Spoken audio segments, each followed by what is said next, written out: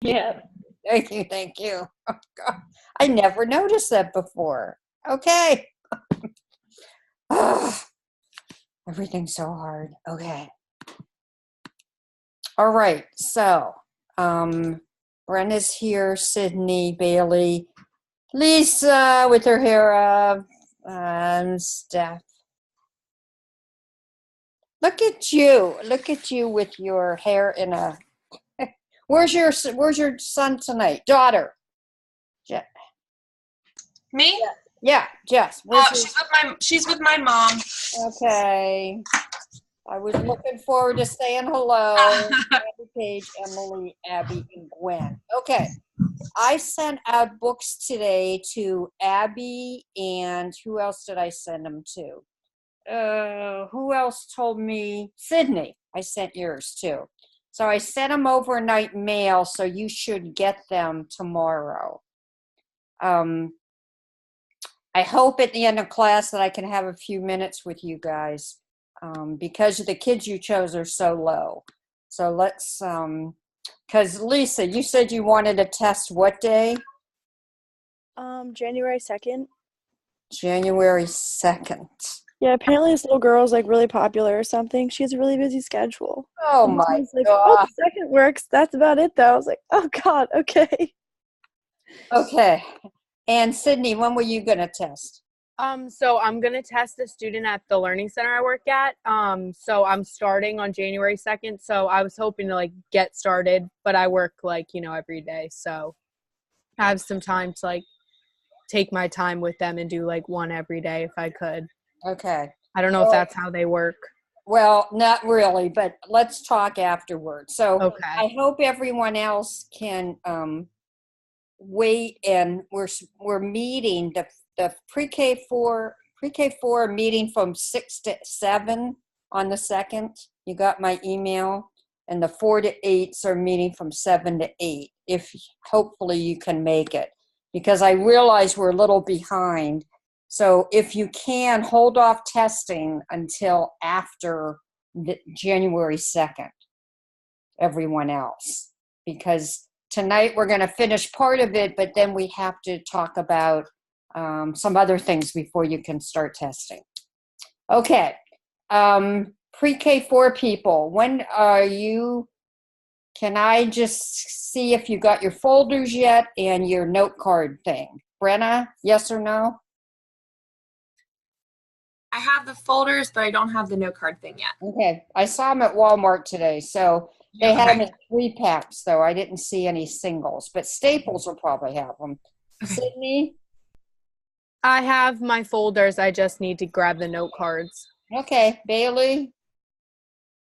I have my note cards, and I'm pretty sure I have my folders too. She's got everything. Brownie points right there. Lisa? I've got nothing. Sorry, I'll get them, I promise. I have strep throat right now. Okay. Oh, okay. Okay. Yvette? I am a 4 through 8 major, so I didn't need Okay. them. You're right. I'm sorry. Okay. Hey. I have my folders, just not the note cards yet. Okay. Okay. Mandy, you probably have them from Slattery's class. I have Did everything. you make the note card book, though? No, yeah? for Slattery, we didn't have to do the folders or the note cards, but I have everything. Okay. Because I don't think you do concepts about print with Slattery, do you? No. A little book like No Shoes? No. No. Okay. And I know that Katie has both, so Katie does have both of those things. Jessica? I have it all. You have it all. Okay. Emily? I just need the note cards. Okay. Abby? I have all of it. Okay, good. Okay, so what I'm going to do, if you could pull out your Williams skateboard running record, I'm going to put you into groups. I'm going to put the 4 to 8s together. So the 4 to 8s are Yvette, Stephanie, and Gwen. I'm going to put you together, and I just want you to talk through how you recorded things. And then I'm going to put the pre-K4, I'll put 3 in a group, I think. 1, 2, 3, 1, 2, 3, I think it's going to end up being 3 in each room. So pull them out and talk about them. And I'll send a message to let you know when I'm going to bring you back to the large group, and then we'll talk together. So here we go. I'm going to put you into breakout rooms. Okay. So I'm manually going to put Yvette. I'm going to put Yvette, Gwen, Stephanie, Steph Tice, and Yvette in one room. I think you have to wait until I'm done with everybody. Okay, Brenna, Emily, and Jessica will be in another room. Lisa, Paige, Abby will be in another room. And I have to add one more room.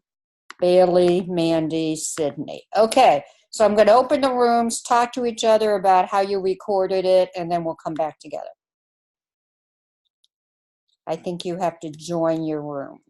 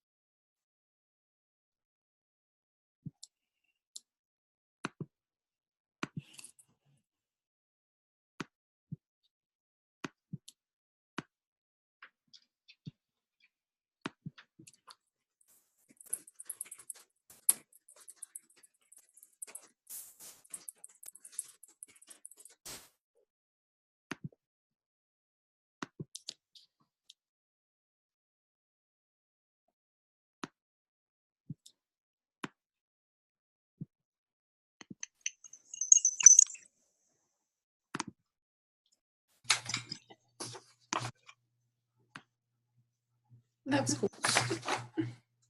Okay, I think we're back together. So let us look at what I have here. Where is it? Okay. So when the child said skate for skateboard on page 2, and I'm hoping that you mark just a 1 in the error column over here. So Mandy and I were talking about this earlier. You cannot separate board from, you can't break up a multisyllabic word. So the idea is that you will just put skate over skateboard. Didn't over don't. 1 error, 1 point, 1 error. Now, all I remembered saying was the M sound before I said mom. I noticed somebody thought I did another sound before I said mom. Did anyone else think I said something else before I said mom? I did. I thought you said ma, and then. Okay. See, I might have. Okay. But if you caught that behavior, that's really good. Page 4, but that's not an error, so there's no points off for that. Then I said the for Williams. So I'm on page 4. Mom went for a ride on the skateboard. Page 5, I think I said you are a turn. And then I said to myself, that's not right. And I went back and fixed it. So you should have something like this with the SC, with the arrow coming off the repetition, so that we know that the child didn't fix it right away. Remember, this little line up here is very important because this line right here tells you that it happened on the reread. If you didn't have that line there, it would sound like page 5. Take a turn. That's very different than the child read to the end of the line before he tried to fix it. So that little arrow is very important. Page 6, no mom. And then here the child immediately fixed it. Page 7, in for on. But again, the child waited until the end of the line of the page. The child read, Dad went for a ride in William's skateboard. And maybe then he said to himself, how do you ride in a skateboard? So then he went back and fixed it. We need to get a list. We go through all that stuff.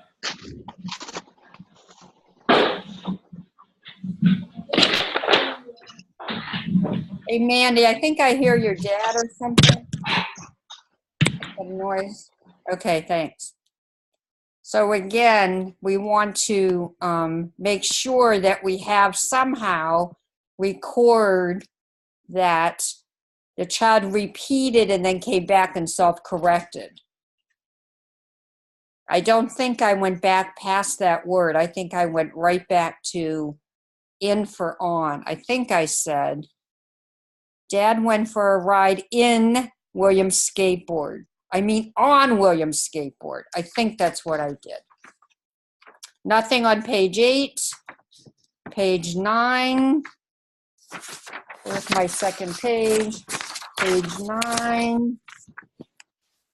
The child read, no, William. Now you could have done no, well, did anyone put an R there instead of putting no over said? See, that could, sorry. For no and then a repeat. And then Yeah. I said that he didn't, like I put a dash. Right. See, I can see that. So what Stephanie did was, I'm going to try to see if I can know how to write up here. How do I write? So Stephanie said no. Let's go to the whiteboard.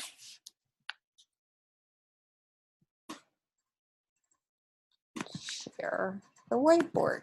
So I think what Stephanie said was no was correct, and then put a repetition, and then the word said she put as omission. Is that right, Steph? I just want to give credit to Bailey because she actually said that, but I did the same thing as well. Okay. See, again, both of them are correct.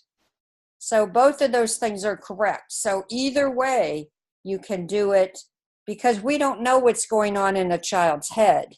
Now, for the pre-K4 people, I'm going to ask you to have the child point while he reads. So then you would know if he was looking at the word said that he's saying no for said. But for the upper level kids, it could go either way. So either way would be correct. So let's go back. On page 10, we said, Grandma said, I want a turn. That's 2 errors, right? 2 errors.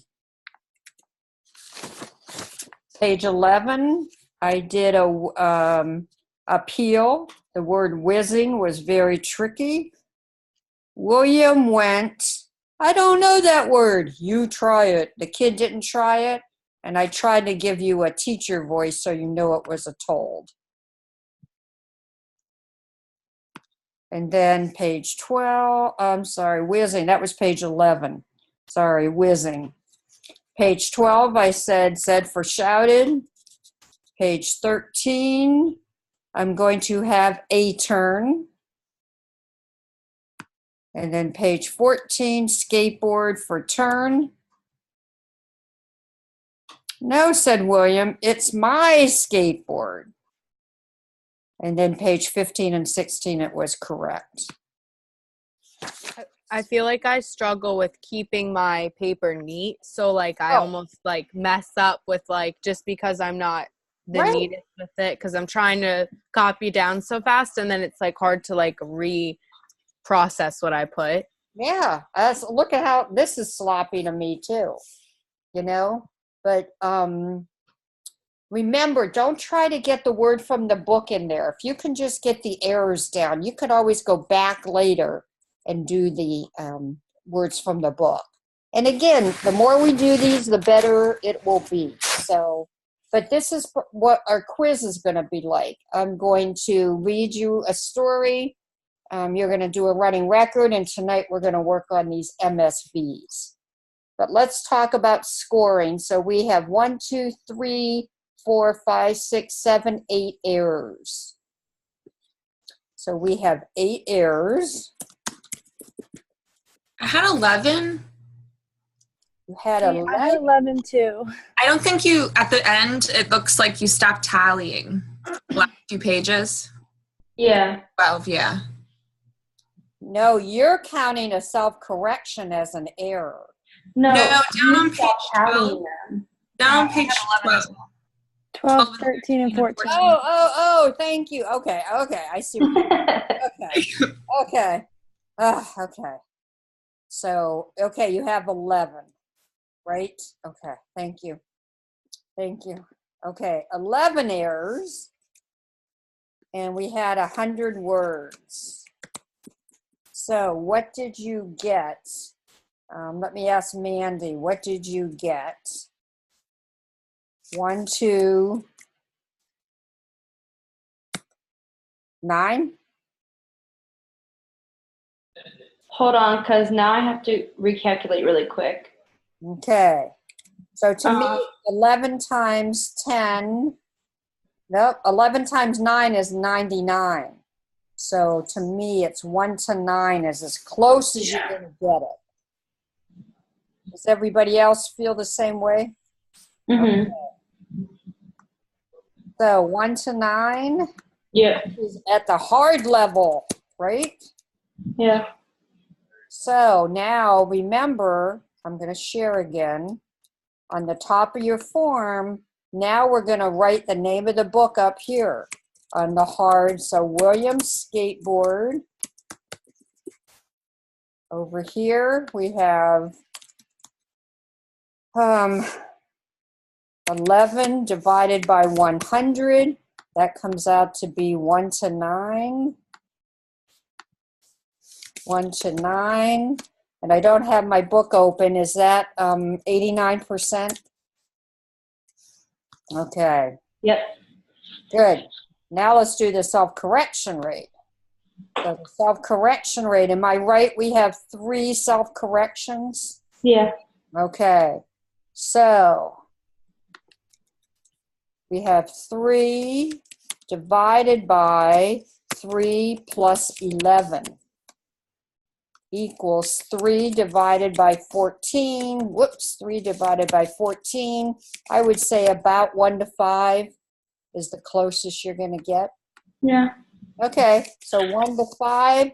So for every 5 errors, the child fixed 1. That's not good. That's not good.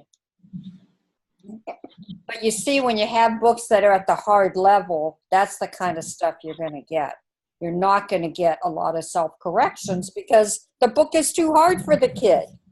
Too hard.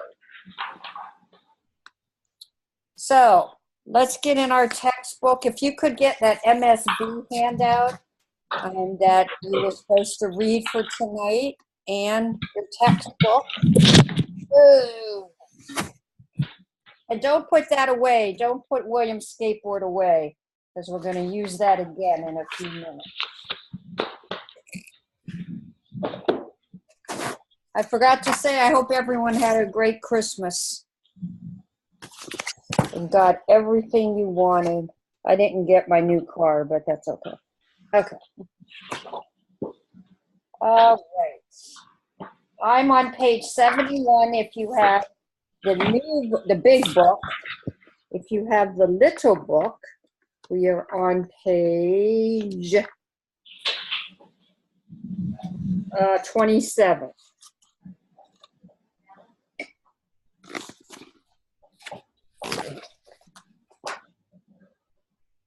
So to me, this is the most important part of a running record, is to interpret the running record. And this is what your paper is going to be about. Your first paper is analyzing the running record. So the coding, we code the running record so that we collect the data.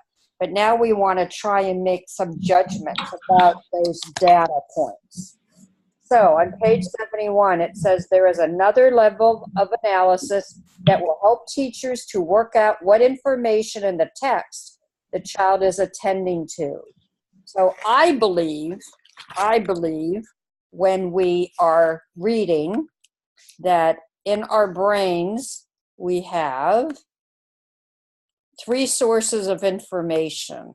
We have meaning, we have structure, our knowledge of English. Come on, why can't I draw another? Oh, okay.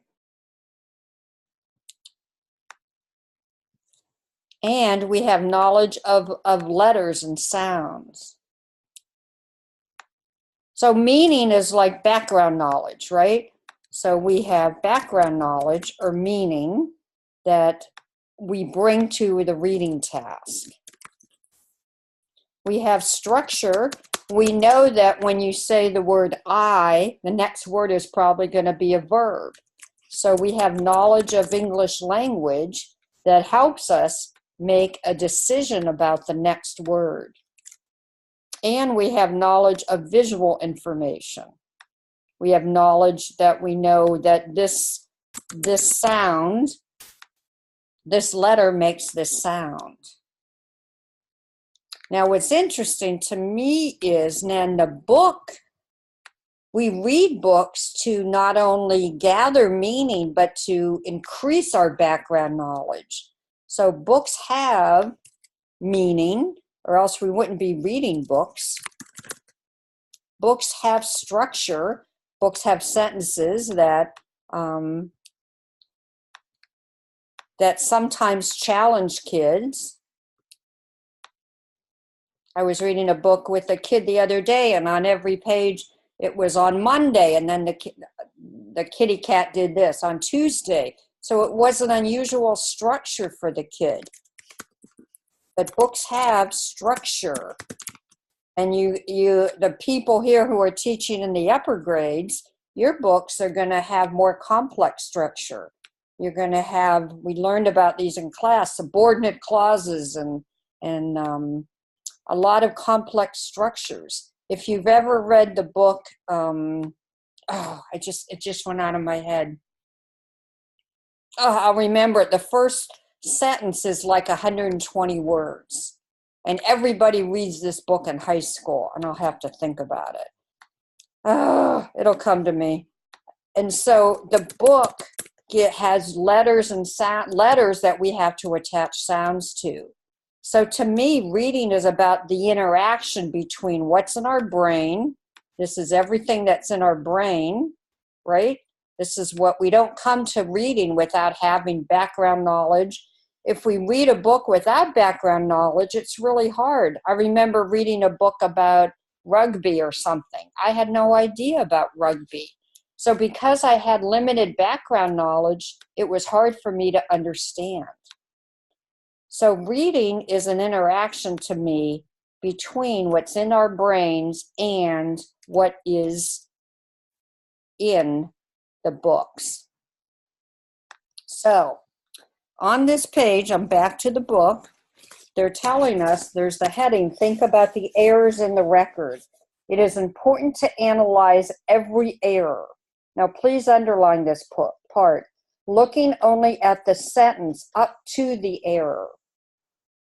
So we can't say, oh, the kid said this because 3 words later it didn't make sense. We can't do that. We have to stop at the error and try to analyze what the child was thinking. And she continues and says, and not look at errors selectively. Ask yourself what led the child to do that or to say that. So now pull out your handout. That's called MSV. So we're going to look in more depth at these 3 sources of information than what she has in the book here. Winter class, where is a MSV handout? There it is. So this handout is a supplement to what's in the book, because the book really doesn't give you a whole lot of information about this important analysis that you need to do. So I'm going to go under the bullets. I know you read this, but I want to try to construct meaning together. In order to read, the reader uses information in the printed text to help determine the author's intended message. That's what I just tried to show you on the whiteboard. The reader uses information in the text to try and get the author's message, but let's keep reading. It is understood that reading is an interactive process in which the reader also applies his or her knowledge of the world and knowledge of language as he or she reads and comprehends the text. So that sentence is very important to me, that we know that reading is an interactive process. You know, I go to Philadelphia sometimes, and those kids have never been to a zoo, so they're trying to read books with the word tiger in it and lion, and they have had no background in it. So we can help kids build background to be able to read books successfully, but we have to be aware of the limited backgrounds and how to give them more information. So the reading minors, when we tutor this in May and June, we're going to learn how to help kids build background knowledge for books they haven't read. Back to this handout. Mari Clay developed a running record to record the reader's behaviors and analyze the substitutions and self-corrections made while reading. So meaning, structure, and visual, we say MSV, are the basis for the important analysis and defined as sources of information. So for every error and self-correction, we are going to try and determine if the child used M, meaning, S, structure, or V, visual. What caused the child to make this error? It might be one, just M, might be just S, might be all three. So let's do the easy one first, visual. The visual information is quite simply what the letters and the words look like. It does not mean looking at pictures. So the pre-K4 people, remember that. Just because a child is using their eyes to look at the pictures doesn't make it a visual source of information. This is quite simply children who are looking at the letters and trying to make a guess. This is when kids make up words. They're just sounding it out. Second line, does the substitution error look like the word in the text? Some letters and words have very little differences. They have high visual similarity. Examples. Look at H, N, and R. Look at those. The only difference between those three letters is like a little line. The difference between an H and an N is just that H is a little taller. So when kids are writing, we have to make sure that they're noticing these differences. Look at R and N. Just one little line off of the curve. We all know kids have BD confusions. And kids, sometimes they come to the word saw and they say was. They just reverse them. So those are all examples of visual similarities. So here's the book this child was trying to read. I like to see horses at the farm. And he said, I like to see hears at the farm. Hears? So we can't say, all we can say is hears looks like horses. He might have looked at the H and the S at the end, maybe the E in the middle. So all we can really say is that, if you would circle the V on your handout, I can't figure out how to do a circle. So whenever we think a child used this source of information, we circle it. But now let's think about structure. I like to see hears. It doesn't sound right. In English, we would never say that. I like to see hears. So we can't circle S.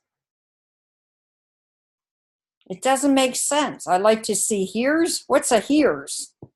No concern for meaning. So if I was analyzing this error, I would only circle the V.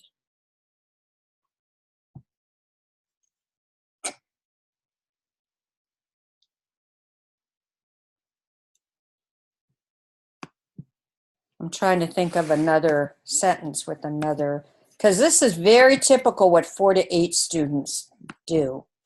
Clear my drawing. So here's another sentence. My dog is sleeping on the couch.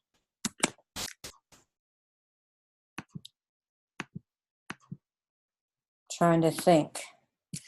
My dog, so hard to think of errors, is she. She doesn't make sense. She, in English, we would never say that. But probably the kid, maybe the kid's dog is a female, just said she. We have no idea, but all we can say is the first letter is the same, so maybe he used some visual information. So what we do, we have our column we have our columns where we put the number of errors. Now we have the last two columns where we're going to write MSV, and then we are going to circle the source of information that we think the child used. So V is pretty easy. V, trying to guess if a child used visual information is kind of easy. So let's go back to our handout and move on to structure. the structure of the text, and underline this in parentheses, up to and including the substitution, should make an acceptable English language sentence construction. Would it sound right to say it that way? Would it create an acceptable English language construction? So the same text the child was reading, I like to see horses at the farm. And he said, I like to fly. Now remember, we stop at the air. We don't keep reading to determine MS or V. So I think you would agree there's no visual similarities. So we're not going to circle V.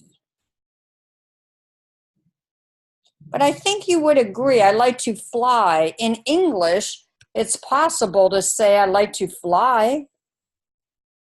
Like 90% of the time, kids will put in the same part of speech, so you got a verb for a verb. So I think we're going to give that structure. Oop, not all that. What is that about? So circle S.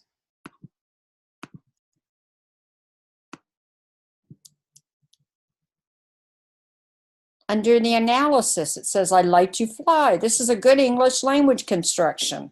Analysis for use of structure cues should only take into account the text up to and including the error. So you got to think, is it possible in English to say it that way?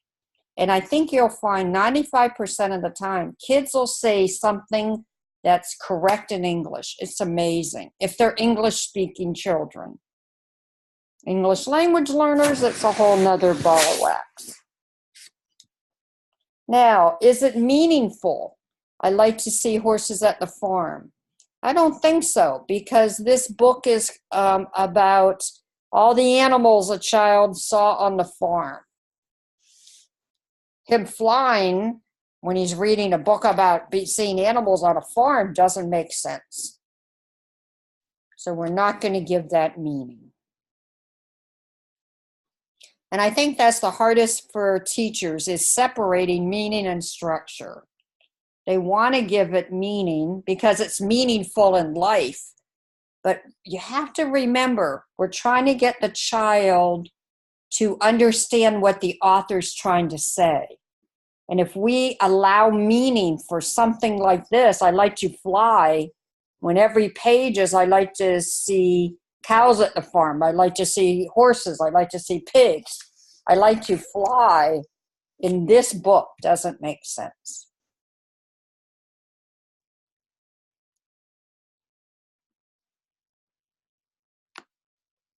Now, meaning, the meaning or general context of the total story. So think about that. To give something meaning, we have to think about the book that they're reading. The meaning or general context of the total story or sentence is reflected in the substitution if the information source of meaning is being used. So, again, the same text. I'd like to see horses at the farm. And the child said, I like to see ponies at the farm.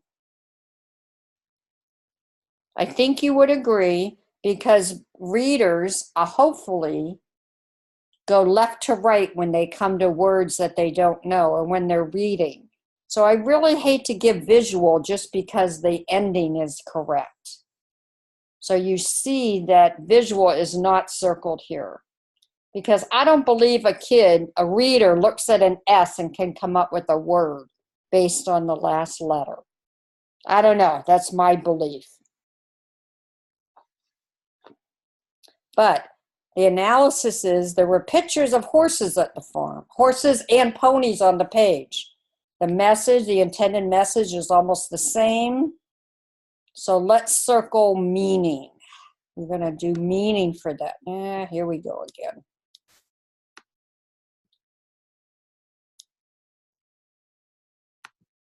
Oh. The substitution is not visually similar. I'm reading under the analysis. But It is an acceptable language structure. So we're going to give that M&S. Sounds like candy, doesn't it? M&S, M&Ms. Do you find that like a lot of times when you give meaning, you do give structure too? A lot of times, yes. Okay. Not all the time, but a lot of times. There it is right there. It says, Sydney, there is often an overlap of meaning and structure. There it is. Don't make me smile, my missing tooth. Okay, so this page 3 of that handout, really tries to help us understand meaning. Do not assume meaning was being used if the substitution results in an acceptable, meaningful English sentence. Be fairly certain the meaning of the text was being used, not their background knowledge. Pictures, previous text, or general meaning of the story are sources of text meaning. So the same text, I like to see horses at the farm. And the kid read, I like to see houses at the farm. Now you would say, sure, there's houses on a farm. So you tend to want to give that meaning because maybe there is a house on the page. But look at the analysis. The substitution is visually similar, houses and horses, right? That looks the same. Those words look the same. It's acceptable in English. We got a noun for a noun. I like to see houses, so we'll give it structure. But can we give it meaning? Check the previous text to help determine the use of meaning. Here's the previous pages that the child read. I like to see chickens at the farm. I like to see cows at the farm. I like to see pigs at the farm. I'm not going to give that meaning because the whole book is called Animals on the Farm. Just because there's a house in the picture, we're not going to give that meaning. If we do, then we're not going to teach the child, you know what, you have to read the title, you have to think about what the author's trying to teach you or you're trying to learn, and just because there's a house in the picture, you can't say houses. But in this context, text B, so let's say the kid was reading this book. I went to see grandfather at the farm. He lives in a big house. There is a red barn behind the house. Now, if he said, I like to see houses at the farm, you're going to give it meaning because houses make sense in this book that's called Grandfather's Farm. So you see how meaning has to be related to the story and what the author is trying to get across. So let's go back to William's skateboard, and we're going to try and MSV that. So if you could have your the book out, the handout with the illegal copy of the book, and your running record. And if you could have your, oh, that's mugs. We don't want mugs yet.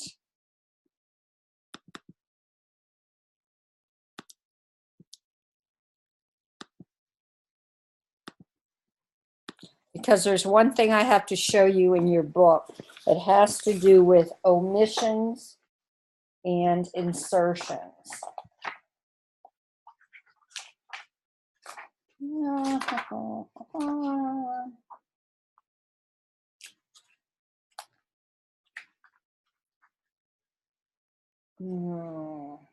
Okay, page 72 in the big book. And page 28 for the 4 to 8 students. And I'm under the section called Consider the Pattern of Responses. And I want you to read down 1, 2, 3, 4, 5.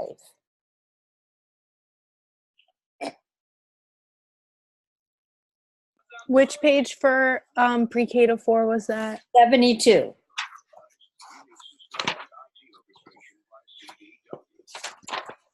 Thank you. Uh-huh.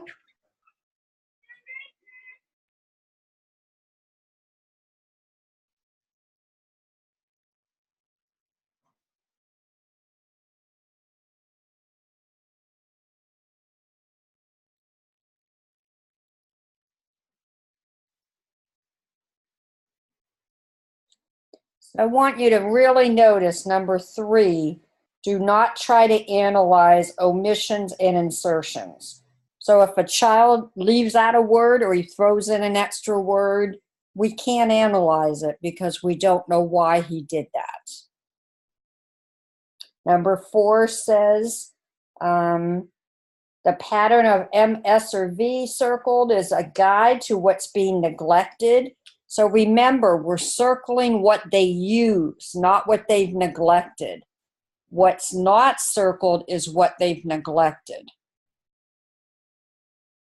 And if you don't know, number 5 says, if you don't know the answer, I just put a question mark. Sometimes I just don't know, and I just put a question mark above the MSV. So let's look at this running record. So for Williams Skateboard, you should have a 1 error. So every time you have an error, we're going to do MS and V in the error column. And then we're going to ask ourselves those questions. I always start with the visual question.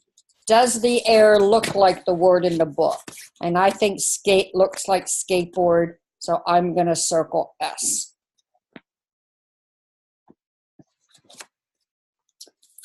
I'm also going to say, okay, let me look at the book, that structurally it's a good English sentence. William got a skate. I give that structure. I'm not giving it meaning because I think a skate is different than a skateboard. Sydney, you agree? I see you shaking your head. You're the only one I can see, so okay. So you see, we're circling what we think the child used. And we think he used visual, he used some structure. He didn't say William got an is. He said something that sounded right. Let's go to page 3. So page 3, we have didn't for don't. And I'm trying to think. I thought it was right here in that section. But if you look at somewhere, it said, if you look on page 73 in your book, the running record there, or you look on page 29, you see on page 8 in that running record where it has dog is, and she put it over dogs. That's what we do with contractions. You know, what if they said, I am for I'm? So we always put a contraction over a contraction or 2 words, and it only counts as 1 error.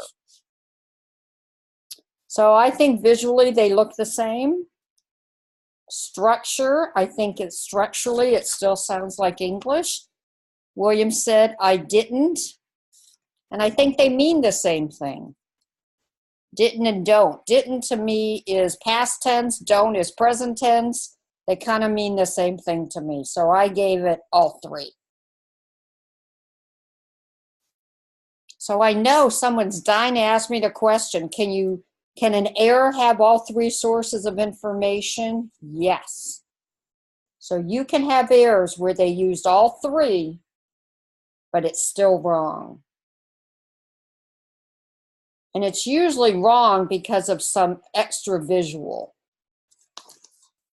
So in this case, it's really the middle visual that he's neglecting, right? He said didn't for don't.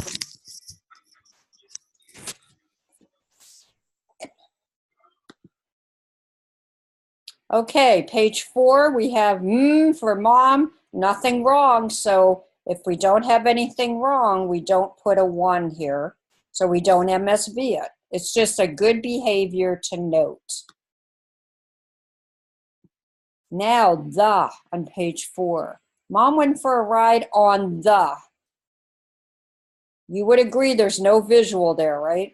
Can't do visual. Structurally, that's a good English sentence. Mom went for a ride on the. I didn't give it meaning because I can't put meaning to the or a.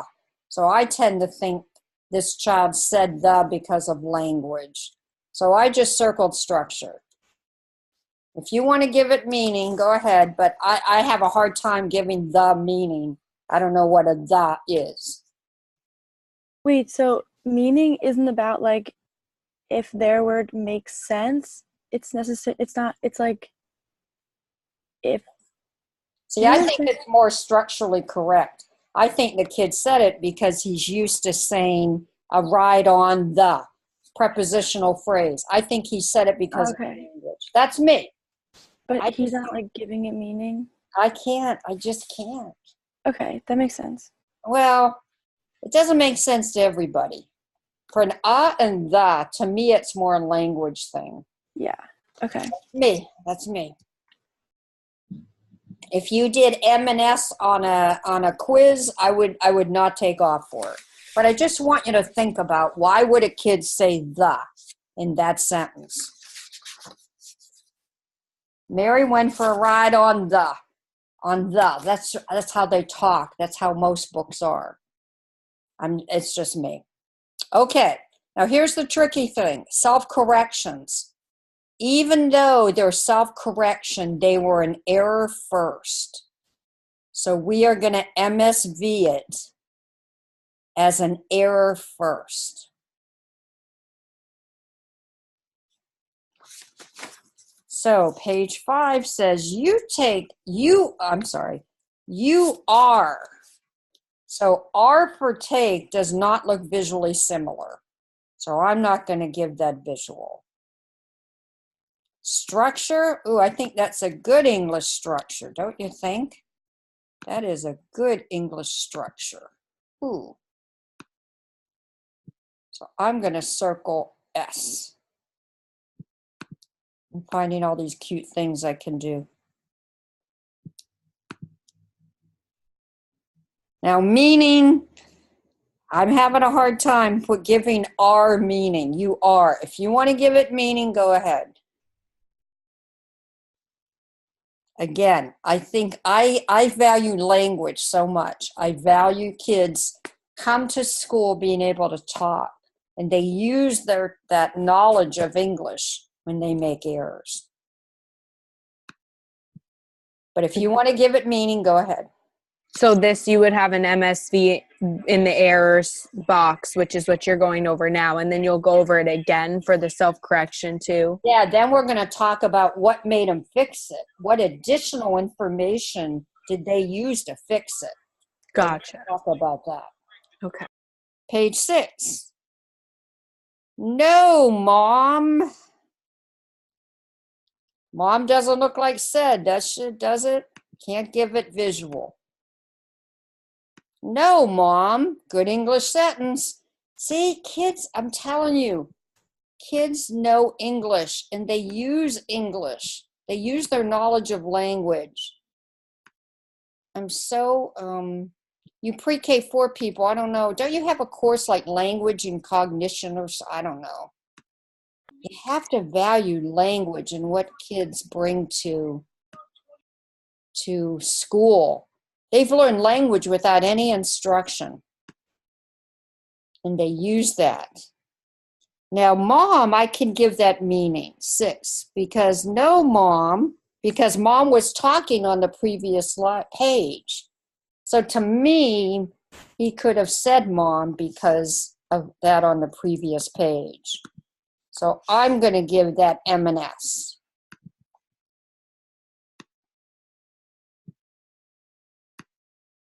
And you can't do one circle and try to cover both because you have to ask the question separately.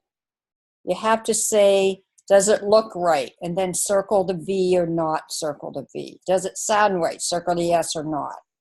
So don't try and circle M&S together.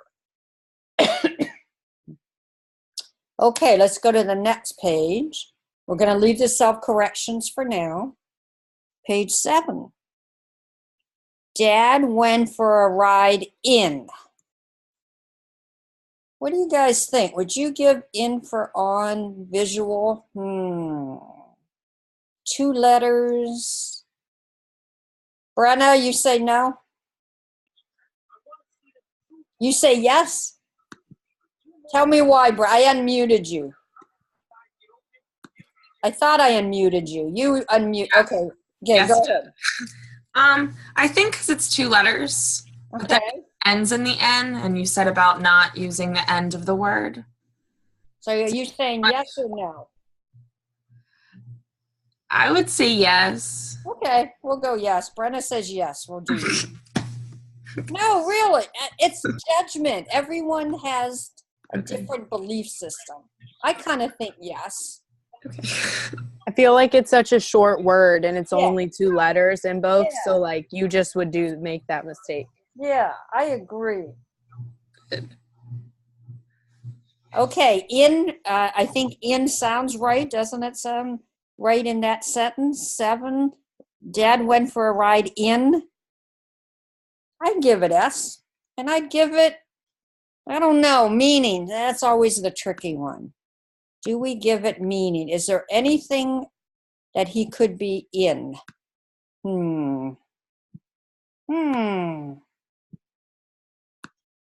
So interesting to really think about all these different things. Did you know if you copy and paste the little circles, it might be a little quicker? You know, I tried to do that. Oh, I don't know. I just thought it And might it be. wouldn't do it. I know. I thought about that. Maybe if I do it now. No, it won't. I don't know why. Never mind. Good try. Meaning, if you want to give it, William got a skateboard for his birthday. William said, I don't like skateboards. Mom went for a ride on William's skateboard. You take a turn. No, I don't want to. Dad went for a ride in. I don't know. If you want to give it meaning, I'm not going to give it meaning. I just can't figure out what he could have gotten a ride in. If there was a car in this story, but to me, it's just S and B. Page 9, if you did it like this, and see, I put a question mark here on page 9. This is the one that if Stephanie and somebody else had it as said as an omission, you would just not circle anything. You would write MSV and not circle anything. But if you put no over said, I guess I was thinking no. I thought maybe meaning and structure. But I put a question mark over it because I'm not sure. No. William? These are tricky. Okay, page 11. Page 10. Grandma said, I for aisle. Got to give it visual, right? Got to give it visual. I'm learning how to do this quicker. Grandma said, I'll give it structure, right? Give it structure. And she's talking about herself. I'll give it meaning. So there's another, MSV. All 3, we're going to circle all 3. Want. Can't give it visual, right? This kid's all over the place.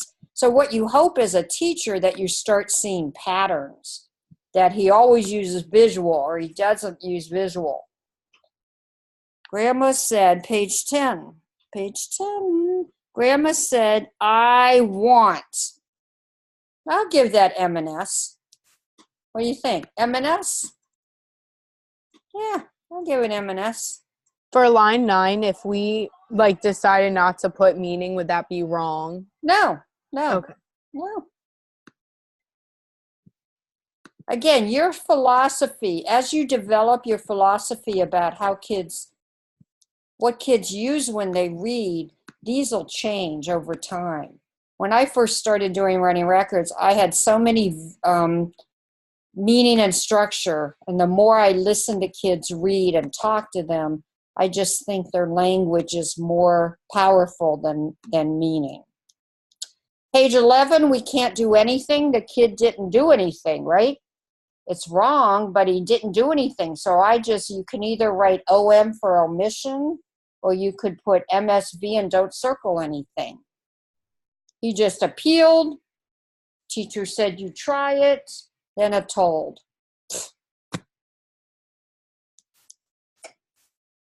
So either OM or put MSV and don't circle anything.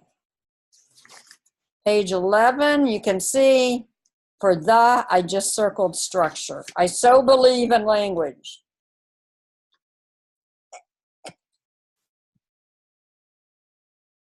Said for shouted, I did all three. They mean a little bit of different things, but you know, they're both language. They're both coming out of their mouth. They start with an S. They sound right. So I gave them all three.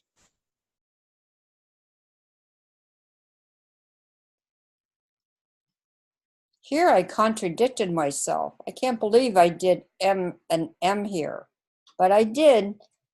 Page 13. I'm going to have A for another. You got some visual. A is structurally correct. For some reason, I gave it meaning. In my next life, I probably would just give it structure. But again, for some reason, I gave it meaning. In page 14, I gave M and S. No visual. Let's see page 14. No, said William. It's my skateboard. That makes sense, and it's structurally correct. So I'm going to put you in groups and have you try this. Oh, I sent you a bunch of things to print out for today, I think. So if you can find, let me see, which one are we going to do? And remember, the self-corrections, just do the error part. So see if you can find the zoo trip. It's a running record and it's already coded, but it's not scored and there's no MSVs. So see if you can find that with the book itself. I hope you have that book. Do you have the book that goes with it?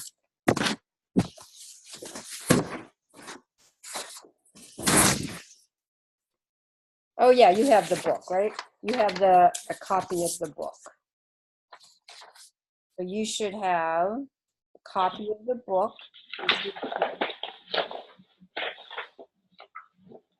And the running record has 2 pages. There's 2 people for the zoo trip. Do you want us with Alyssa or Joey? Oh, is there? Okay, let's do Alyssa. Thank you.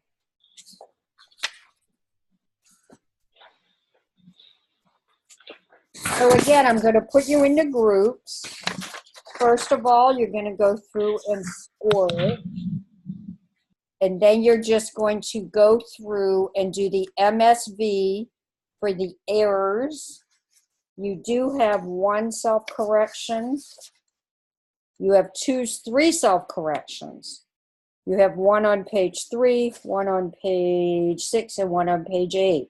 Do the MSV for the error part, not for the fixing. We'll get over that when we come back. So I'm going to put you in the group. Can you guys send me a message in your groups? Did you see anything? No? I have printed out like a bunch. There's like worksheet 1, 2, 3, 4 to 2, 5 to 2. Which one did you want us to look at? 4-1. It's Alyssa. 4. Zoo trip. Okay. 4-1 and 4-2. Okay. Oh, yeah, 4-1 and page 2. Yeah, thank you. So I don't know if you guys can chat once you're in the breakout rooms. Maybe you can chat to tell me when you're done. So let's see if that happens. So I am going to, no, I'm not going to end the meeting. Oh, I'm going to put you in the same breakout rooms that you were in before.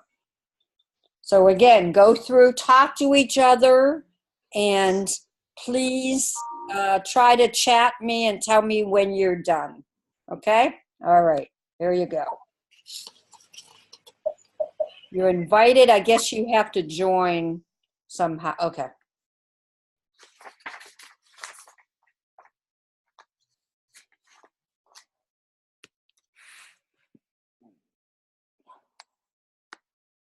Gwen, are you okay? Okay.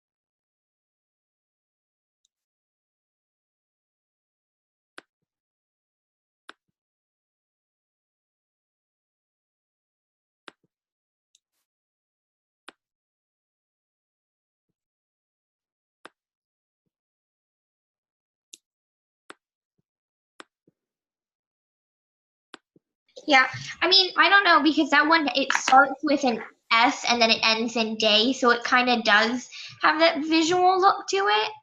Let me just tell you guys, there's 60 words in there, so if you want to score it too. Okay. Okay.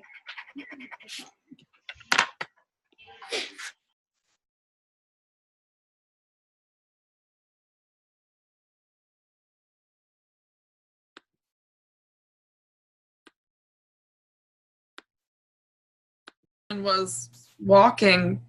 Excuse me, 1 minute. There's 60 words in that running record, so if you want to score it. Okay. Okay? Thank you. Already on that. What did you say? I learned I can like.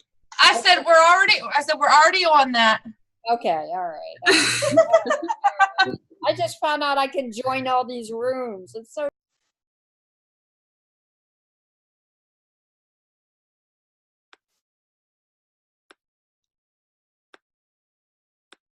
Yeah, I think structure. Whoa, buff dog. Hold on a minute, buff dog. Okay, there's 60 words in here, so if you want to score it. There's what? 60 words. Oh, thank you.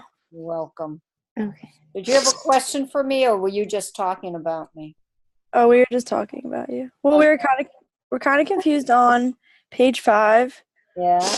Monkey for monkeys. Yeah. Like we said, visual obviously, Right. and structure because the monkey. That makes sense. But then you said there's no meaning because you don't really have a lot to judge it off of. Wait, a monkey and monkeys has the same meaning. They're just confused by the number of monkeys, right? Oh.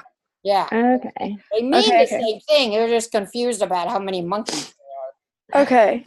That's I'm good going to stuff. leave in your room. You're going to make me sick. Oh, What? you sound so sick. Oh yeah, I know it's rough. I'm sorry. Okay. Get out of here. We're having fun.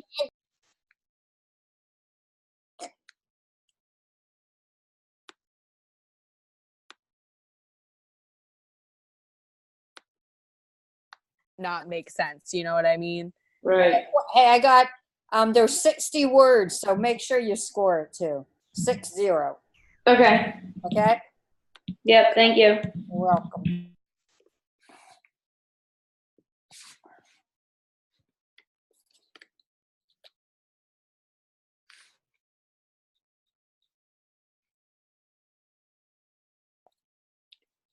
Pony.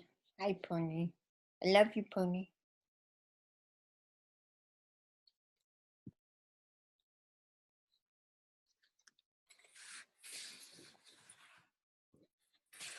Maybe these cats will leave us alone tonight. What do you think, Pony?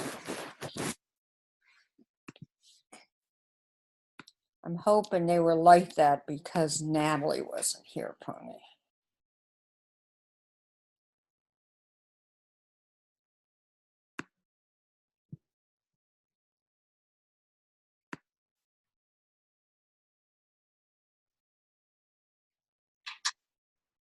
Dr. Buffalino, Yvette was, I don't know, she left our breakout room, so I was wondering if you could put us three back into a room together.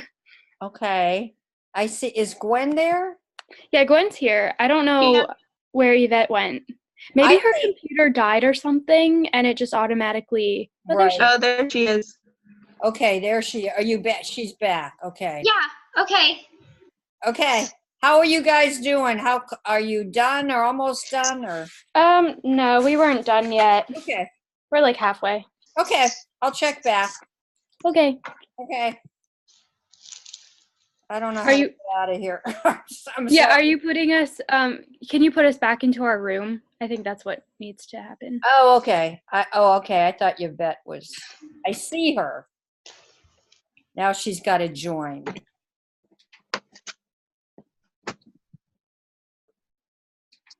She didn't join yet. Let me try again. Wait, what happened? Yvette, you have to join.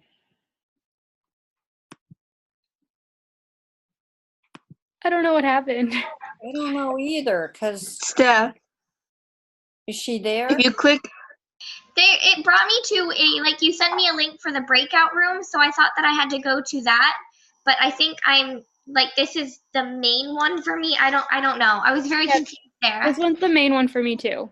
if you go to the bottom and click breakout rooms, and it brings up breakout room 1, so we can go back in. Okay. Oh, gotcha. Okay.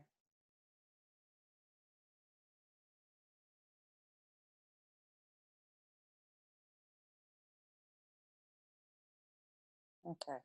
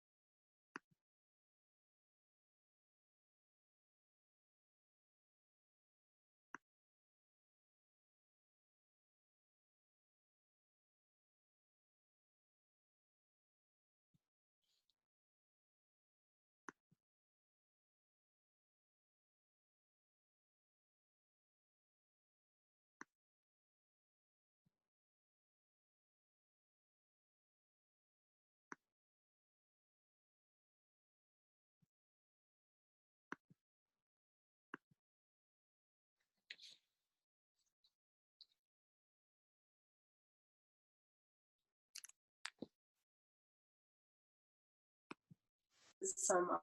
Oh, You need help? no, Buff Dog, we're all done. Okay. We couldn't message you, so we just thought we'd call you in. So how did you do that?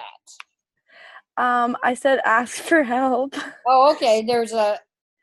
Okay. Yeah. So the other groups aren't done yet. So maybe take a quick break. Cool.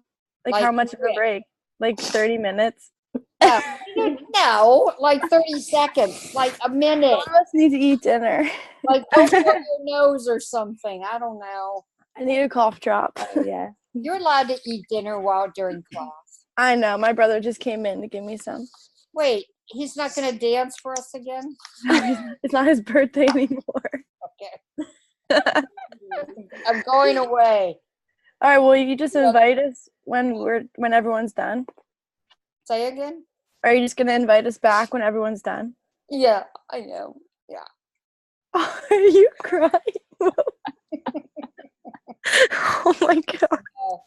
See, this is how I am at night when I'm not in the office. I'm crazy. You're always crazy. No. Oh my gosh. Goodbye.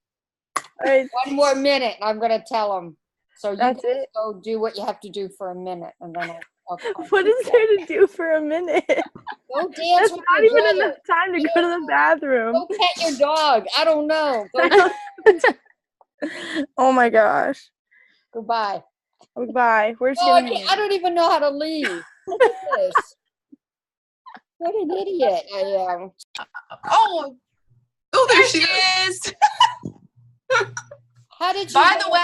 By the way, the chat session doesn't work. We tried to chat to you that we were done, and it doesn't come to you. It just chatted us. It just chatted. Okay. How come there's only two of you? Who's missing? I don't know. He disappeared. Who disappeared? What's her name? Emily. Yeah. There she There is. she is. Where'd you go? Emily. But this is our breakout room right here. This is are we in the main session now? We're in the meeting now. Now, I don't know where Emily. I'm gonna assign her to breakout room 2, so she has to join it. Huh? She was already in.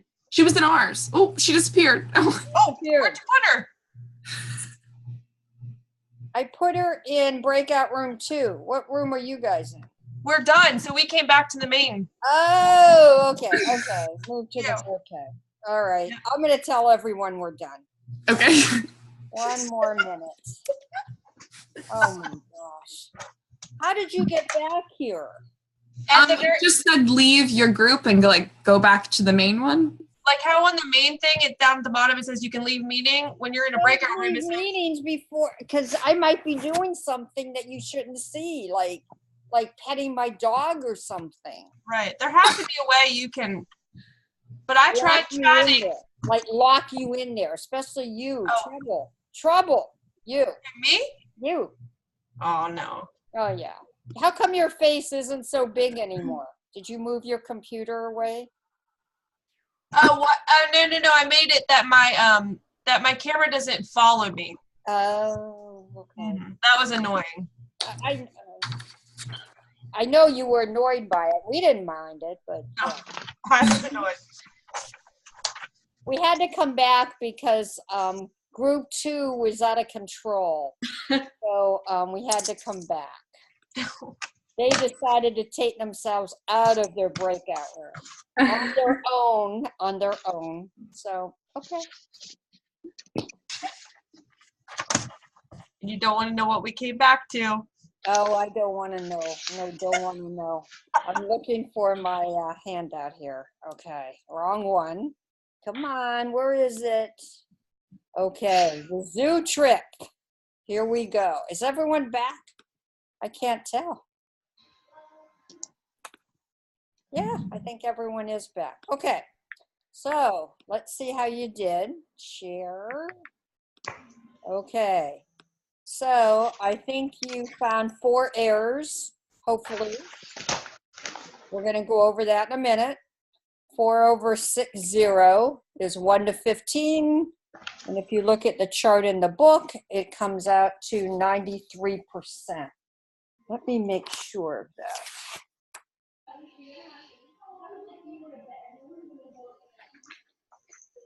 One to 15, yeah, there isn't 1 to 15 in here.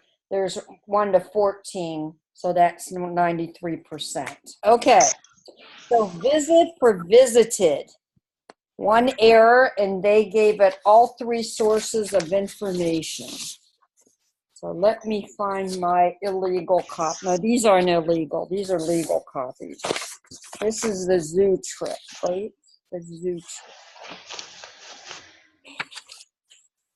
Too many papers.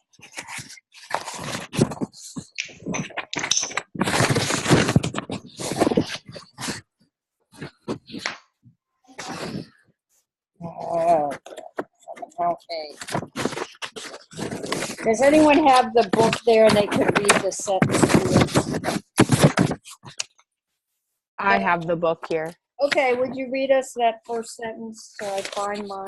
Yes. Mom and I visited the zoo on Saturday morning. Mom and I visit. So you see, they look the same. It sounds like English. They just have the wrong verb tense. And they mean the same thing. So circle all 3. Sunday for Saturday. They got the day of the week. Visually, it's almost the same. Now, if they said Thursday, I probably wouldn't give it visual. But I gave it visual, structure, and meaning. They're just confused about the days of the week. Page 3. It is the lion was walking. Now, they gave it all 3. The people who created this running record. I kind of would not give it meaning, because when you look at the book, the picture, he's laying down. So to me, it's hard for me to give it meaning for the error part. When we do the self-correction, I agree. The kid said he's not walking. So then you would give it meaning to fix it. But I'm having trouble with that. So if he was walking in the picture, maybe. But I don't know about that one. I should have checked this over. Okay. So you decide. I'm right, but you decide. Okay. Page 5. The monkey. There is more than one monkey, but visually, they're almost the same.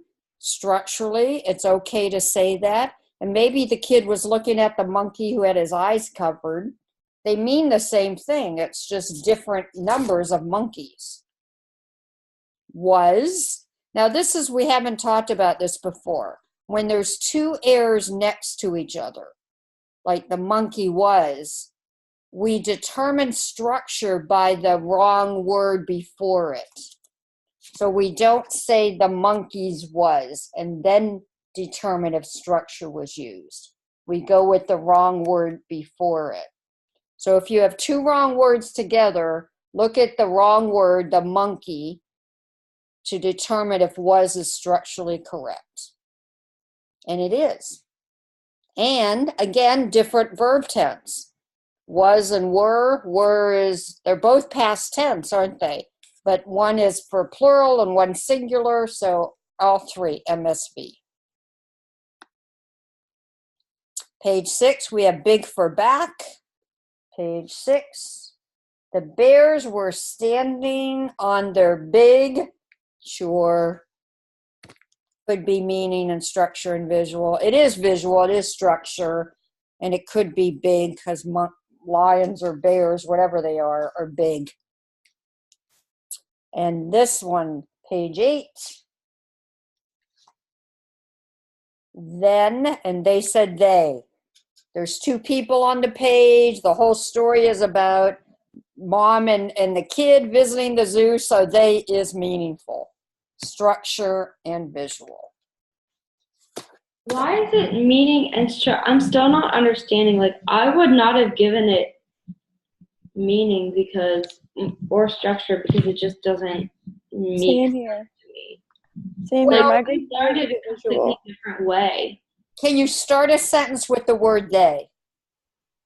Yes, but it doesn't make sense in that particular sentence. Yeah, but you can't look beyond the error. Remember, you have to stop right at the word when they said it. And when they said they, that made sense and that sounded right. You can start a sentence with they. I mean, yes, but if you took it like that, then every single sentence and every single thing is going to have meaning, and the child will never have a problem with meaning because they can start every single sentence. Are you talking meaning now or structure? Are you talking meaning? Meaning. Okay. So the whole book is mom and her daughter visiting the zoo. Isn't that they? Yeah. So that's why I would give it meaning. If it was just one kid, I wouldn't give they meaning. Okay. The whole story is about mom and the child visiting the zoo. Okay. Lisa, you think? Yeah, that makes sense. But then Slatter just taught us a little differently. Yeah, that's why Lisa and I are confused because we just had her. I know, but what would she say? Well, her view was like you gave meaning if the word that they said made sense in that situation. So in the sentence though.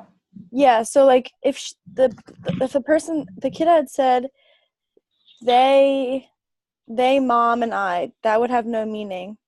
But if they said like my mom and I, my would have meaning because it made sense. Does that make sense? You can't look at the words after it. The kid didn't say the words after it. Yeah, she didn't tell us that part. So like I get what you're saying. Yeah, that makes sense what you're saying. Remember, I kept saying, underline this. You have to, when the kid said this word, he didn't read the other words yet. So you got to stop right when the child said the word they. I've been feeling a bit sick. Gotcha. No one should. I just had a question. Yes. So for line 6 where it says the bears were standing on their back feet and he said big for back. So then I wouldn't give that meaning because like the book's not about big and small and like, you know, the feet after that doesn't really matter. So well, then remember, you can't look at the word feet. You can't look at that word. Right. So then just looking at back, like big doesn't really have meaning to this story to me because it's about, you know, animals and big just doesn't seem to really like play in. Would that make sense? Well, I think bears are big. I think it's reasonable, but I see your point. Yeah. That's true. Fine. Yeah, that's fine. Okay. Okay. Mm-hmm. Okay, so let's go back to our MSV handout and let's get the self-corrections done.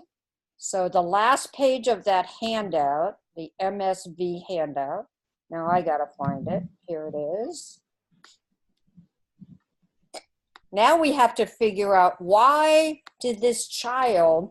caused this child to fix it? What additional information did this child use to fix the error? And that's the goal of all reading teachers is we want kids to have enough information to fix their errors. It's okay that we make errors. Heck, I do all the time. But we have to know when we fix it, what did we use to fix it? So on the last page of your MSV handout, it says, in analyzing a running record, it is important not only to determine what sources of information, what sources of information was being used when the error was made, but also the sources of information that were probably used when a self-correction was made. Now we're going to use both columns. So remember, a self-correction doesn't count as an error, but we MSV both columns. So here's the sentence. I like to see horses at the farm. The child said, I like to see horses at the fair. So let's MSV the error part first. Would you agree fair and farm look the same? Yeah. So let's circle V. Would you agree that in English we could say fair? It's a noun for a noun. It's structurally correct, but it does not make sense. So we're just going to circle S and V. Because think about the books the child's reading. He's reading animals on the farm, horses, pigs. There's nothing about a fair. But then somehow, in his mind, he probably said to himself, oh, that can't be fair. This book is about animals. So if you think that happened, circle M. But also a kid could say, oh, fair ends in an R. It can't be fair. That word ends in an M. So it could be V. You see how it could be either one? So if he's reading a book about farm animals and he said fair and he said to himself, oh, that can't be fair. This book is about animals. Then I'd circle M. But if you think the child said to himself, oh, that word ends in an R. Look at the word in the book. That ends in an M. Can't be fair. Then we're going to say he brought in more visual information. So let's go back to, let's first do, William Skateboard. Let's do that one first.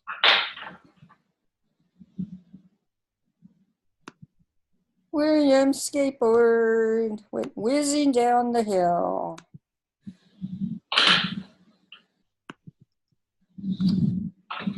I'm getting there. Okay. Share. Where's my share button? Share button.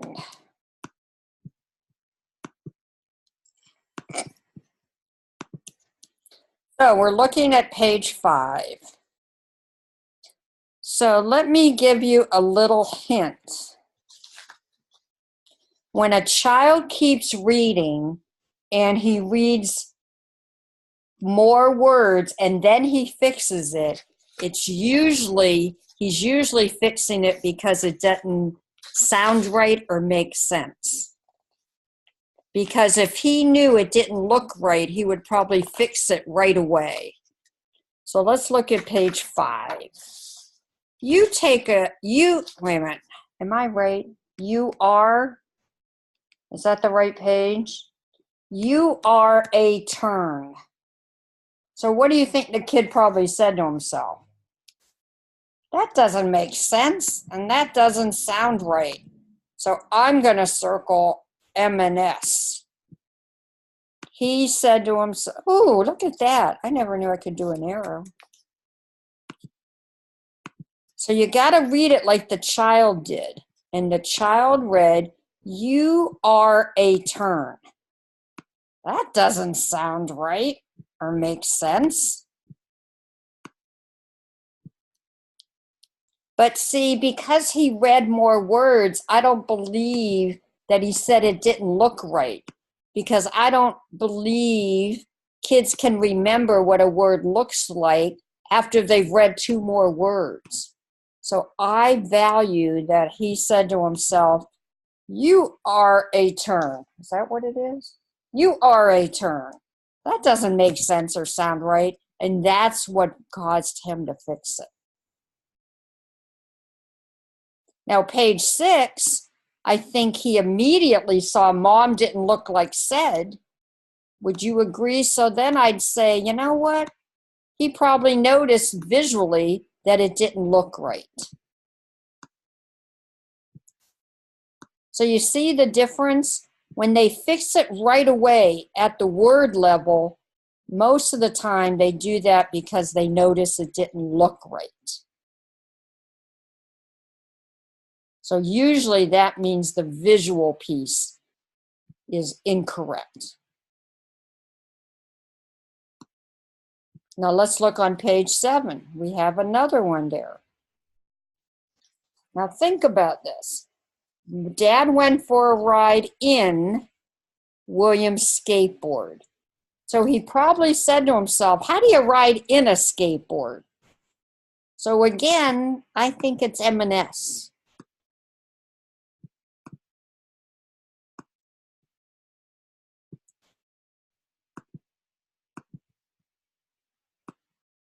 So when you have children self-correcting immediately, 95% of the time, it is because they noticed it didn't look right.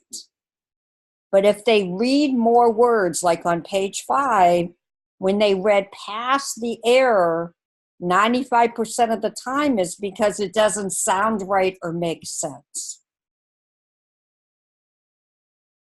Brenna's shaking her head, so I think you got it, Brenna? Good. So, whew.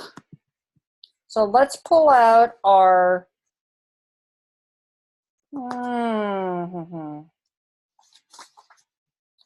pull out the zoo thing, the zoo trip, and I want you to try. You have 1 self-correction, 2, 3. So try those in your group. We'll take a couple minutes to try those in your groups. So remember, you have to join your groups. I'm going to put you in right now and try to do the MSV for those 3 self-corrections. Okay.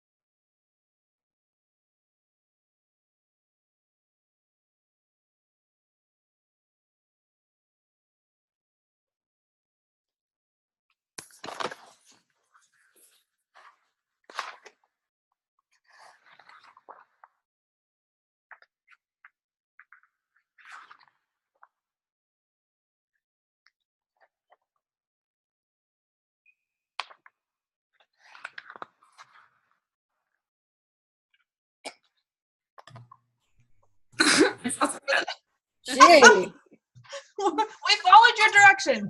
I know, but then you sneezed as soon as you came back. No, but it's only us again. It's only our group again. I know. Either you're smarter than everybody or you're just not. Okay, we're smarter. Okay. Thank you. Don't tell them we said that. Yeah. I will. Oh, you know I will, but I won't. I won't. So Jessica, did you take Slattery's course yet? The Which tutoring one? course, tutoring 443. I might have had it 12 years ago. I'd have to look at my I keep forgetting you're a comeback kid. I Yeah. keep forgetting that. I don't think so. Like, I've had this class 12 years ago. Right. I remember you. Yeah. Cause look what I have. Look what I still have. Look what I'll be using for my timer. You still have it? Oh my gosh. Oh my gosh. I just had to replace the battery. Did you have to buy the magnetic letters and all that? Oh, I have a 2-year-old too, so Okay. I have Well, a, I think actually I think the letters she has are letters that I used for that. I think back then we used to have a tutoring kit and they had to buy sentence strips. And I remember. I have a million sentence strips somewhere. Okay, see, I think you were in that group when we used to make everyone buy those. I was gonna say I just had them up here. That's all right. Okay, we're waiting for the 4 to 8 people. While I have you here, for next class, I was gonna tell you guys if you could read the 4 to 8, Yvette, Gwen, and Steph. There's a section here, pages 30 and 31, and it's for older readers, different signs of progress. So if you could read those 2 pages. And then everyone's going to get a running record to practice for homework. And also pages 38 and 39, 4 to 8 people. And I'll go over the other ones when the other group gets back. So we're still waiting for Mandy, Sydney, and Bailey. I'm going to go ask them if they're almost done. Are you guys almost done? Yeah. Okay, everyone's back, so come on back. All righty. All righty. How do we do that? Okay, so let's share.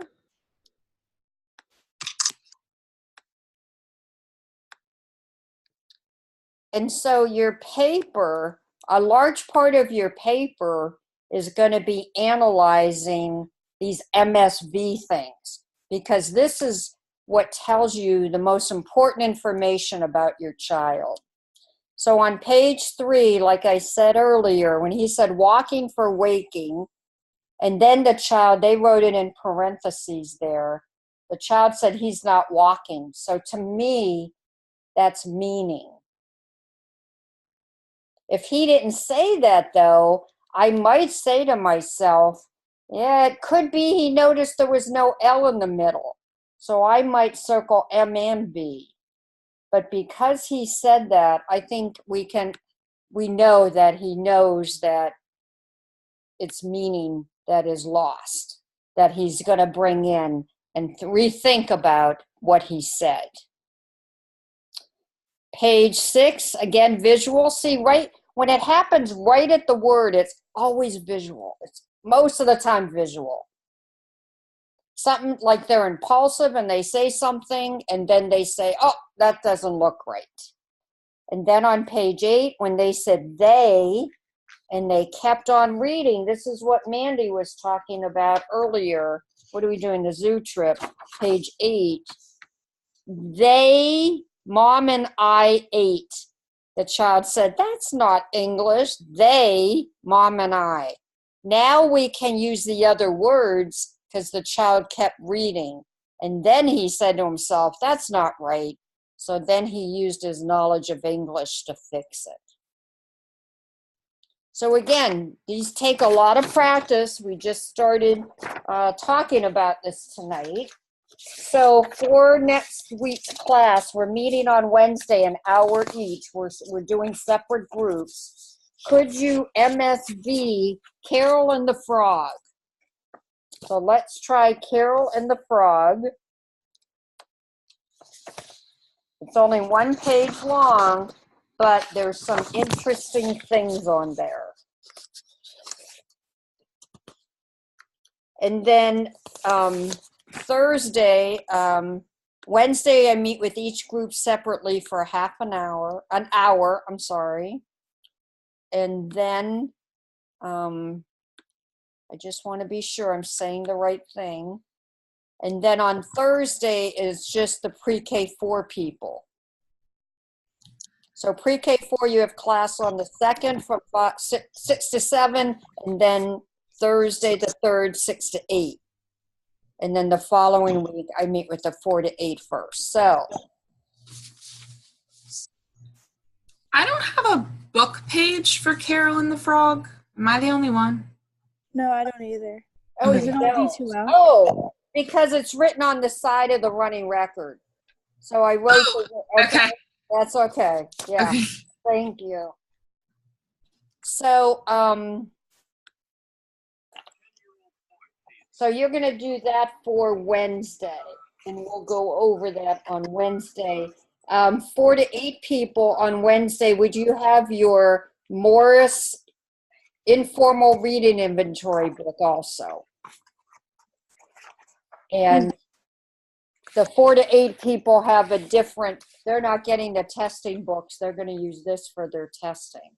So please, Stephanie, Gwen, and I forget who else. Oh, okay. All right. So they're doing that.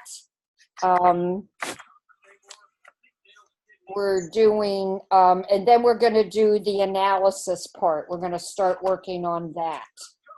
So When will quiz 1 be? Since it was. I think I will do it over the weekend. Like I'll do a videotape. So after we practice again and talk Wednesday, then I think we'll be ready for a quiz.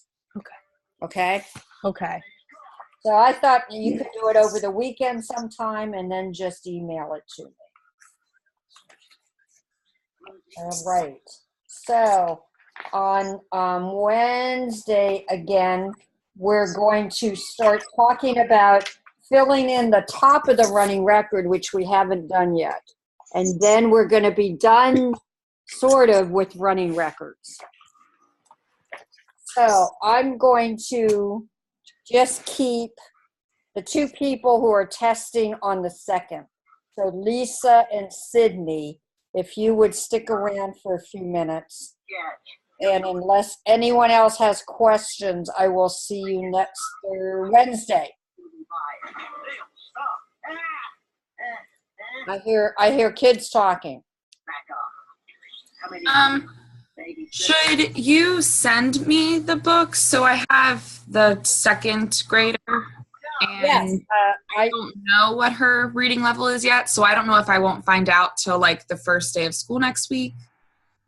Oh, Brenna, you're coming to, you're going to do Lours, right?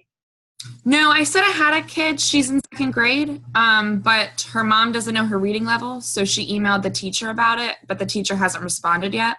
Yeah. Do you want, I mean, I can send you. I was thinking I would just send you. Okay, that works, yeah. Do I have your address? I did email it to you, yeah. Okay. I will do that tomorrow. I'm sending Bailey her books tomorrow. I'm in the same boat. Mine, based on what the dad told me, I think he's in a C or D reading level. Yeah, I'll just send you a bunch. Okay. So Bailey and Brenna, is there anyone else who I have to send books to tomorrow? Oh, okay. So Brenna, tell me again what grade your kid's in? 2nd grade. Okay. So I think I'm going to send you both the same. Okay. I'm sending Thank them overnight, so you should get them on Saturday. All right, thank you. Okay, everyone, I'll say goodbye except for Lisa and Sydney. There you are. Okay. See you all. Bye.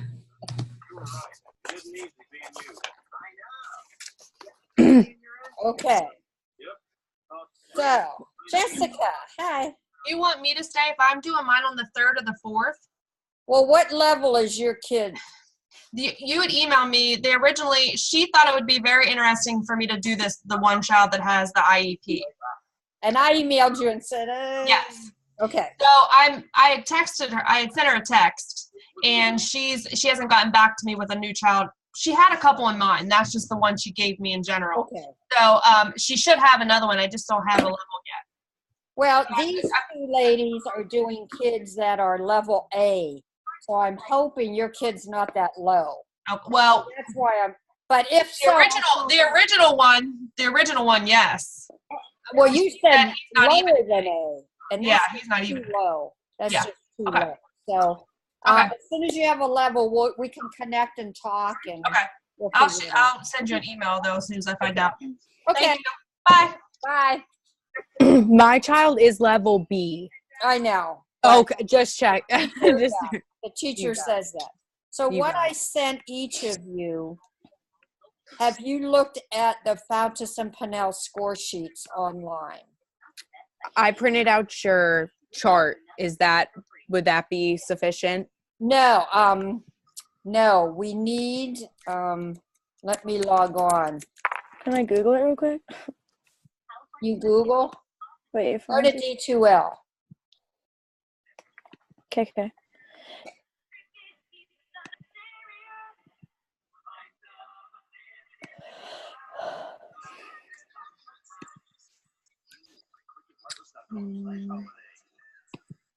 Oh, we also have to give the parent permission slip, right, before we do this? I have them there if it's a stranger's kid and you don't, I mean, if they want it signed. Oh, okay. I don't know this family, but I met them and they were super nice, so I think it's fine. But okay. Well, you might want to do it. Yeah, I'll probably bring it just in case. Just in case. So if you remember, I said go on D2L and go under content, and way at the bottom there's Fountas and Pinnell. Yes, correct. So what I did was I sent. Oh yeah. I remember this. So it's like 200 pages. I know, but you don't need all. When you get the book, so like Lisa, I think I sent you. See, this is level A. Okay. If I sent you Best Friends, print out all the pages that go with that book. So I think 3 pages. Okay, sweet. So here's the text that matches the book I sent you. Mm-hmm. Then there's some comprehension questions. So this is why I want to talk to you. So here's the question right here. It says prompts. So after the kid reads the book, well, I'm sorry, let me start again. Okay. At the top of the sheet, there's an introduction. You're supposed to read this to the child before they try to read. In this story, 2 girls tell all the things they like to do together. Read to find out what they like to do. Point under each word as you read. Okay. So you're going to have a blank running record sheet, or you could use the space over here if you want. Okay. Yeah, that's a lot of space. I feel like I could use that. I think you could use that unless the kid says 28 words for a row. Oh, God. And then you go and ask the comprehension prompts. Okay. And so the prompts here tell us some things the girls like to do together.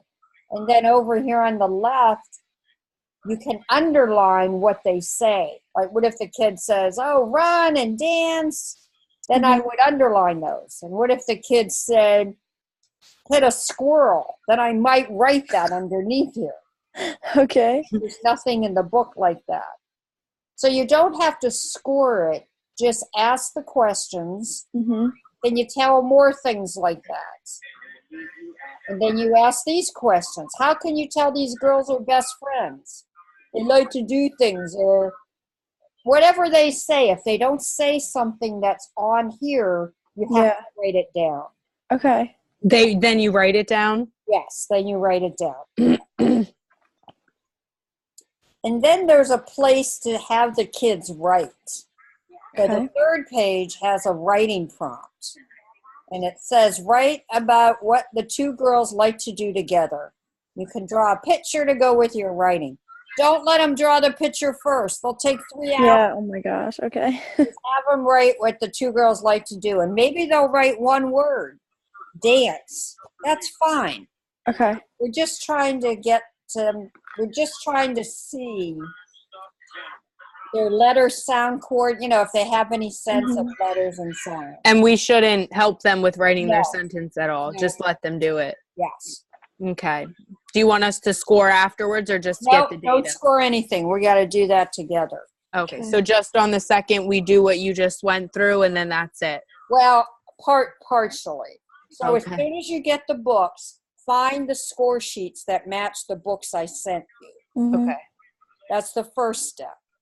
Okay. So I think, Sydney, I sent you A, B, and C because remember, we want to go to the hard level to know when to stop. Okay. So you start at level A. If they read it pretty good, see this thing right here? This tells you if they only had one error. You don't even have to do the math. If Oh, they had sweet. one error, you got 97%. Okay. If they had 2 errors, you have 94. 3, but if they have 4 or more, that's hard. Okay. And that's what I think is going to happen to your kid, Lisa. I think level A is going to be too hard. Okay. I think your kid, and I don't know, but I think your kid is going to say, we like running, we like dancing, we like swinging. I think Gotcha. just my experience with kids. Okay. Did you only send me one book? No. Oh, you sent a few. Okay. So I sent you 2 Fountas and Pinnell books. Sydney, I sent you 3. And then I sent you some other books that don't have score sheets. Okay. And the reason I did that is what I'd like for you to do is read the whole book to the child and then ask them to read it back to you and take a running record. Okay. So I Like was thinking, along with the one. yeah, like do the A first, and if Okay. it's too hard, what are you going to do? Right? If it's Yeah. below 90%, what are you going to do?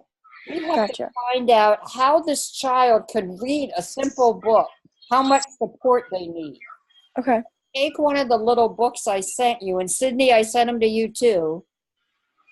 And I think one is Dad, and it's like Dad is sleeping, Dad is cooking. So read them the whole book. Say, listen, I'm going to read you this book, and then you're going to read it. Okay. Then when they read it, then you take a running record. Gotcha. So you see on these books, you're only reading a sentence or two to access their background knowledge. Mm-hmm. But for the books I sent you that aren't in this kit, you're going to read the whole book and then they're going to read it back. Okay. So you want us to go through, and so I'm gonna kind of start and see how they do with like the level A, and if they struggle a lot, move, stay there and do that. If they don't struggle, move to the next book and just find which one's good and then go through the score sheet and stuff. Right. So remember, you want one book above 95%. Remember that easy, instructional, and hard. So you're trying to find a book that is 95 to 100% accuracy. You're trying to find another book that's between 90 and 94, and then you're trying to find a book below 90% that's hard, that tells you when to stop. So I think, Lisa, you're going to have a hard level A, and then you're going to read the other books to the child, hopefully get easy or instructional. Okay. And you're not going to have comprehension questions, either of you, for the other books I sent you. Right, right. You're just going to do a decoding thing. Okay. So remember, the first thing you're going to do is find the score sheets for the 2 books that have the levels on them. They say Fountas and Pinnell. Find the score sheets. Start with those. Okay. Lisa, if level A is too hard, you're going to put away the Fountas and Pinnell, get the other books, read them to the child. And have them read them after. Now, what if those are too hard? Then what are you going to do? Oh, gosh. I'll tell you what you're going to do. Okay, I'm saying I can make my own book. No, you're going to talk to the child and say, tell me what you like to do. And the child's going to say, I like to play hopscotch or something. Let me write that down. So write it on a blank sheet of paper and then have them read it back to you. Okay. So try that. I don't think, Sydney, you're going to have to go that low. Okay.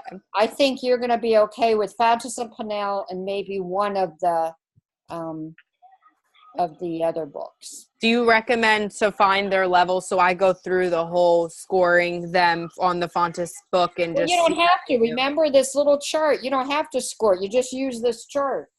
Oh, okay. The On area that real chart. quick. Yeah, every score sheet has this chart. Okay. So all you have to do is say, wait a minute, count 1, 2, 3. 3, 91, that's instructional. Okay, let's try the next level. So you're gonna like try to find one above 95%. So in this book, they would only have one wrong to be easy. And then you're gonna try level B. And then you're gonna hope it's between 90 and 95. Maybe she got 3 words wrong. Oh, 91, good. I have an instructional. And I have to record in those Fontes and Pinnell boxes as they read me they're reading the Fontes and Pinnell book. I have to record like the errors like in those boxes there.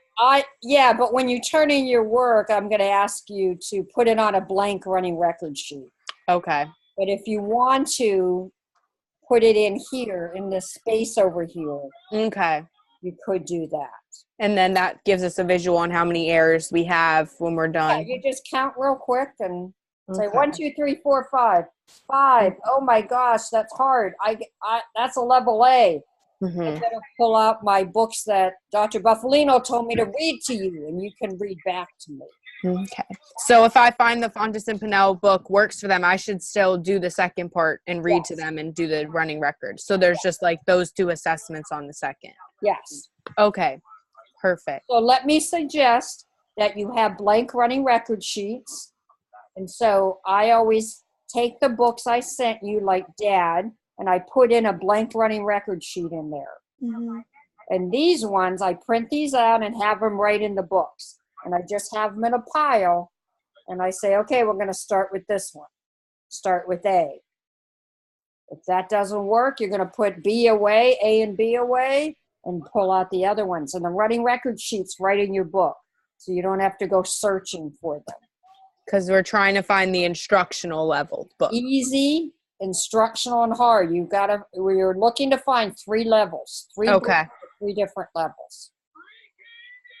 And Lisa, if you have to get down to the kid dictates the sentence, but don't let them say, my dog is cute and I love him. They'll never read it back.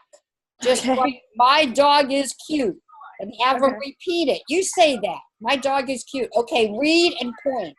My dog is cute. Okay. Did Good you plan. write this all down, Lisa? Yeah, I did right here. Okay, level A. If it's too hard, you're going to read the book to the child. You have 2 of those you can do. I Okay. sent 2 extra ones. Thanks. If those are too hard, go to the sentence. Okay. If the Fontes and Pinnell like level A is fine, do you still want me to read The B, the dad yeah. one? Yeah. Well, read B. If it's Okay. how it is. What if it's 100% and then Gotta keep going up then. Okay. yeah, you gotta go to B, and if that's 80%, you still need an instructional level. Mm-hmm. To write your paper, you need errors. Yeah, You need for sure. errors to be able to do the MSV we learned tonight. So you're trying to find books that are between 90 and 95% that have errors. Okay. Lisa, you better email me. Why? I think you're sick. I don't know. No, I took Slatter's class. I know what I'm doing. Don't worry. Okay. I am sick, but yes, I know what I'm doing. But did she do all this easy instructional hard? Yeah. Well, we like had a reading level, and then we had to figure out if that was accurate or not. Like, does that make sense for the student? Yeah. It was a wild ride, but It was a what? A wild ride with a little girl, but it was good. Made me laugh. Okay, you guys, email me if you have questions. All right, sounds good. Thank you. You got Thank a week, so think through it and then ask me Okay. questions. All right. Thank you very much. Okay, good night, you two. Good Good night. night. Lisa's worrying me.